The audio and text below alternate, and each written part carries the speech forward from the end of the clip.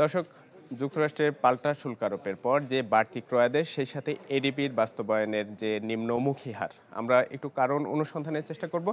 আজকে আমাদের সাথে এই বিষয়ে আলোচনার জন্য অনলাইনে যুক্ত হয়েছেন এনার্জি প্যাক লিমিটেডের ব্যবস্থাপনা পরিচালক এবং প্রধান নির্বাহী কর্মকর্তা হুমায়ুন রশিদ। স্বাগত আপনাকে।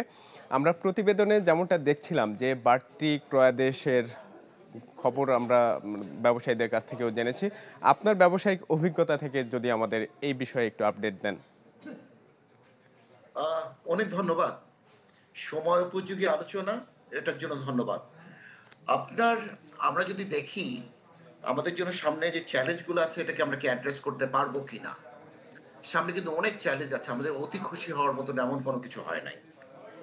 আমাদের যে শুল্ক আরোপ হয়েছে, এই শুল্ক শুধু একটা ইনস্ট্রুমেন্টস, যেটা ইউএস অ্যাডমিনিস্ট্রেশন একটা ইনস্ট্রুমেন্টস দিয়ে আমাদেরকে আঘাত করেছে।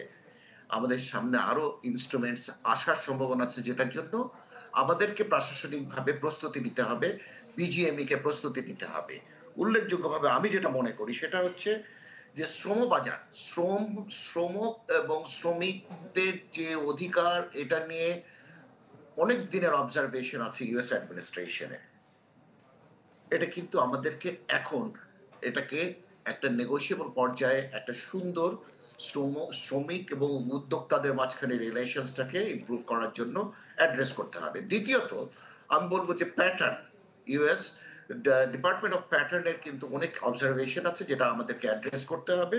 এবং ইন্টেলেকচুয়াল প্রপার্টি রাইট, এই যে এই যে ইন্টেলেকচুয়াল প্রপার্টি রাইট মানে কপি রাইট, এই জিনিসগুলোকে কিন্তু আমাদেরকে যদি অ্যাড্রেস না করি, প্রশাসনিকভাবে যদি আমরা অ্যাড্রেস না করি, তাহলে ব্র্যান্ডেড জিনিস যে আমাদের এখানে নকল হচ্ছে কিংবা হবে, এই মেসেজটা যাতে না যায়। যদি যায়, তাহলে কিন্তু এটার জন্য একটা ভয়াবহ ব্যাকফায়ার করার চান্স আছে। আমরা কিন্তু এই নকল জিনিস প্রস্তুত করি না, এই মেসেজটাই যেতে হবে ইউএস অ্যাডমিনিস্ট্রেশনের কাছে। আমাদের বাজার আরো সম্প্রসারণ করার অপরচুনিটি আছে। শুধু ইউএস বাজার না, আমাদের আরো দক্ষিণ আমেরিকার বাজার থেকে আরম্ভ করে চীন, ভারত, এইসব জায়গায় আমাদের ভবিষ্যতে বাজার বাড়তে পারে। এর জন্য আমাদের দেশে আরো অপরচুনিটি দেখছে বলে বিদেশি ইনভেস্টার্সরা আসছে আমাদের এখানে। তবে গার্মেন্টস কেন, গার্মেন্টসের পাশাপাশি অন্যান্য সেক্টর যেটা আছে, ইলেকট্রিক্যাল হতে পারে, ইলেকট্রনিক্স হতে পারে, স্টাফ টয়স হতে পারে, আপনার স্নিকার্স কিংবা শু, এই সেক্টরগুলোতেও কিন্তু আমাদের অ্যাড্রেসেবল হওয়া উচিত এবং সরকারকে অনুপ্রাণিত করা উচিত যে এইসব সেক্টরে আপনারা ইনভেস্ট করেন। আমরা এই জায়গাটাতে আমাদের এখনো অনেক পিছিয়ে আছি, এই জায়গাটাতে আমরা এগিয়ে যেতে চাই। আচ্ছা, এর ব্যবসায়ী জন্য সমাজের প্রতিনিধি সরকার, হিসেবে আপনার কাছে আমি যেটা জানতে চাই যে নানা ইস্যুতে আপনারা সরকারের সাথে নানা সময় দেন দরবার করেন। আমরা দেখেছি যে কোভিডের সময় রপ্তানি প্রণোদনা, এরপরে আপনাদের যে আমদানি রপ্তানি বাণিজ্য প্রণোদনা আদায়ের ক্ষেত্রে আপনারা সব ব্যবসায়ী সমাজ এক হয়ে যান। কিন্তু এই যে ইউএসটিআর এ পর্যবেক্ষণ দিয়ে আসছে গেল কয়েক বছর ধরে, আপনারাও সভা সেমিনারে নিয়মিত বলে থাকেন যে আমাদের ব্যবসার পরিবেশের উন্নয়ন করতে হবে, কিন্তু এই ইস্যুতে সরকারের কাছে একজোট হয়ে আপনারা কখনো কি গিয়েছেন? এটা নিয়ে সরকারের কাছে কিন্তু অনেকবার আলোচনা হয়েছে। প্রত্যেকটা সরকার যখনই ওনারা আসেন, ওনাদের সাথে আলোচনা হয়। এই আলোচনার কিন্তু ফল খুব যে একটা ফলপ্রসূ হয়েছে তা কিন্তু না। যদি তাই হতো, তাহলে কিন্তু এই ব্যুরোক্রেসি জালে আজকে আমাদের কস্ট অফ ডুইং বিজনেসটা অ্যাড্রেসড হতো, হয় নাই। আপনি যদি দেখেন পোর্ট হ্যান্ডেলিং মানে যে কস্ট কিংবা সময় যেটা লাগে, এটা কিন্তু অত্যন্ত আমাদের ব্যবসায় অত্যন্ত কস্ট বাড়িয়ে দেয়। আপনার জ্বালানির সরবরাহ আমাদের বিশাল চ্যালেঞ্জ। আজকে আমরা সব সময় প্রতি সরকারের সময় এটা নিয়ে আলোচনা করেছি। আজকে আমরা বিশ্বাস করি যে আগামীর চ্যালেঞ্জ কিন্তু আরো বড় হবে। আগামীতে জ্বালানি একটা বড় মানে সমস্যার সৃষ্টি করবে আমাদের ম্যানুফ্যাকচারিং সেক্টরকে। এই অপরচুনিটিকে আমরা মিস করতে যদি না চাই, তাহলে কিন্তু জ্বালানি সরবরাহ নিশ্চিত করতে হবে। স্থানীয়ভাবে জ্বালানি সরবরাহ আরো বাড়াবার জন্য চেষ্টা চালাতে হবে। এই জ্বালানি সরবরাহটা যদি আমরা নিশ্চিত করতে পারি, বিদ্যুৎ কোয়ালিটি যদি বাড়াতে পারি এবং বিদ্যুৎটাকে সরবরাহ যদি নিশ্চিত করতে পারি, তাহলে কিন্তু আমাদের অনেকগুলো এই যে সমস্যা আছে, এই সমস্যাগুলো সমাধান যদি আমরা ক্রমান্বয়ে করি, তাহলে আমাদের দেশে স্থানীয় ইনভেস্টমেন্টস বাড়বে এবং সাথে সাথে বিদেশি ইনভেস্টমেন্টস বাড়বে এবং আমাদের দেশে ইনোভেশন হবে, আমাদের দেশের লোকের কর্মসংস্থান হবে। গেল এটাকে 15 অ্যাড্রেস বছরে করতে হলে আমরা এই যে আমাদের বিগত সরকারের কাছে ব্যবসার পরিবেশ উন্নয়নে অনেকগুলো প্রতিশ্রুতি দেখেছি, কথা শুনেছি, নানা ধরনের প্রকল্পও নেওয়া হয়েছে। বাস্তবতা বলছে যে কাঙ্ক্ষিত ফলাফল আমরা পাইনি। এখন এতগুলো চ্যালেঞ্জ নিয়ে এই যে বাড়তি ক্রয়াদেশের এই সম্ভাবনা, আমাদের ব্যবসায়ীরা আপনারা কতটুকু কাজে লাগাতে পারবেন? আপনি যদি দেখেন যে প্রাইভেট সেক্টরের কন্ট্রিবিউশনস আজকে দেশে যে শিল্পায়ন হয়েছে এটা পুরাপুরি প্রাইভেট সেক্টর কন্ট্রিবিউশনস।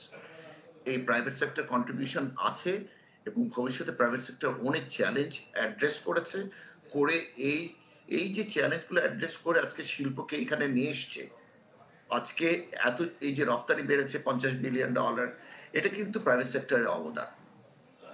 এই চ্যালেঞ্জ নিয়ে পৃথিবীর খুব কম উদ্যোক্তা এখানে আগাতে পারবে। আমরা যেটা আগিয়েছি প্রাইভেট সেক্টর। আমার বিশ্বাস যে সরকার যদি একটু সহায়ক ভূমিকায় আসতেন তাহলে কিন্তু আমাদের দেশে আরো বেশি শিল্পায়ন হতো। এই জায়গাটাতে একটা চ্যালেঞ্জ রয়ে গেছে, সেটা হচ্ছে রিফরমেশনস, ব্যুরোক্রেসি, আপনার লজিস্টিক্স। এই জায়গাগুলো অ্যাড্রেস হলে আরো বেশি উদ্যোক্তা বাড়বে এবং আমার কাছে মনে হয় আমরা ভবিষ্যতে আরো ভালো করতে পারবো। যে ব্যবসায়ী সমাজের প্রতিনিধি হিসেবে আপনার কাছে আমরা বলতে চাই যে এই সমস্যাগুলো যে সরকারই হোক, অন্তর্বর্তী সরকারের পরে যে রাজনৈতিক সরকার আসবে তার কাছেও আপনারা এই মোটা দাগে তুলে ধরবেন। জানতে চাই যে যুক্তরাষ্ট্রের বাজারে যে আমাদের পোশাক রপ্তানি করে থাকে মোটা অঙ্কের বড় একটা অ্যামাউন্ট, সেখানে তো কম দামের পোশাকই বেশি থাকে। এই অবস্থার মধ্য দিয়ে কি সেই ধারা থেকে আমরা বের হয়ে আসতে পারবো? আপনার এই ধারণাটা কিন্তু ঠিক না যে আমরা সস্তা দামি পোশাকেই আছি। আমরা কিন্তু ক্রমান্বয়ে প্রতিনিয়ত এটা কিন্তু উতরাচ্ছি। আমরা কিন্তু ক্রমান্বয়ে আমরা ভ্যালু অ্যাডেড প্রোডাক্টস এ যাচ্ছি। আমরা ইনোভেটিভ প্রোডাক্টস এ যাচ্ছি। এই এই প্রাইভেট সেক্টর কিন্তু এই জায়গাটাকে অ্যাড্রেস করছে। কিন্তু সরকারিভাবে আরো বেশি সহায়ক সহায়তা আসা উচিত ছিল। অনেকে বলে প্রণোদনা সরকার দেয়, কিন্তু আমি বলি যে প্রণোদনা না। আমি ব্যক্তিগতভাবে যেটা বিশ্বাস করি, পৃথিবীর সব দেশে উদ্যোক্তাদেরকে বিজনেস ডেভেলপমেন্ট কস্ট, এই ট্রাভেল কস্ট, এক্সিবিশনে পার্টিসিপেশন কস্ট, আপনার এই মার্কেটিং কস্ট, এই কস্টগুলো সরকার অনেক জায়গায় সহায়ক হিসাবে এটা ভূমিকা পালন করে। কিন্তু আমাদের দেশে এই ইনসেনটিভ বলে বলে আমাদেরকে যে কথাটা বলা হচ্ছে প্রণোদনা হলে, এটা কিন্তু আমার কাছে মনে হয় দেওয়ার দরকার নাই। না দিয়ে আপনি প্রত্যেকটা রপ্তানিকারককে, সে যে কোনো পণ্যের রপ্তানিকারকই হোক না কেন, তাকে একটা কস্ট দেন, যে কস্টটা হচ্ছে আপনার ব্যবসা সম্প্রসারণে, বাজার সম্প্রসারণে এবং বাজার ধরার জন্য, স্ট্যান্ডার্ডাইজেশন করার জন্য এই খরচটা আমরা করব। যদি আমরা করতে পারি তাহলে কিন্তু এই প্রণোদনার কথাটা পাল্টে এটাকে রিনেমিং করতে হবে, যে নামটা হওয়া উচিত বিজনেস ডেভেলপমেন্ট কস্ট। এক। ২ নম্বর হচ্ছে আমাদের আমাদের অত্যন্ত ইনোভেটিভ নেশন। আমরা আমরা অনেক এগিয়েছি প্রাইভেট সেক্টরে এবং ভবিষ্যতে আমরা কিন্তু বিবিধ পণ্য নিয়ে আমরা রপ্তানি বাজারে যেতে পারবো। শুধু গার্মেন্টস কেন, আমেরিকান মার্কেটে আপনার আরো অন্যান্য প্রোডাক্টও যেতে পারে। কেন যাবে না? ওষুধ যাওয়ার মতন বাজার আছে। জি, আপনার ধন্যবাদ চামড়া হুমায়ুন জাহাজ রশিদ আমাদের শিল্প সাথে যুক্ত যেতে হওয়ার পারে। জন্য। আপনার যে আশাবাদ যুক্তরাষ্ট্র সহ বিশ্বের অন্যান্য বাজারে বাংলাদেশের রপ্তানি সম্ভাবনা আরও বাড়ুক, আমরা নতুন নতুন পণ্য রপ্তানি করতে পারি। ধন্যবাদ আপনাকে আমাদের সাথে যুক্ত হওয়ার জন্য। দর্শক, আমরা কথা বলছিলাম যুক্তরাষ্ট্রের বাজারে আমাদের পাল্টা শুল্ক আরোপের পর বাড়তি ক্রয়াদেশ সহ রপ্তানি নানা ইস্যু নিয়ে।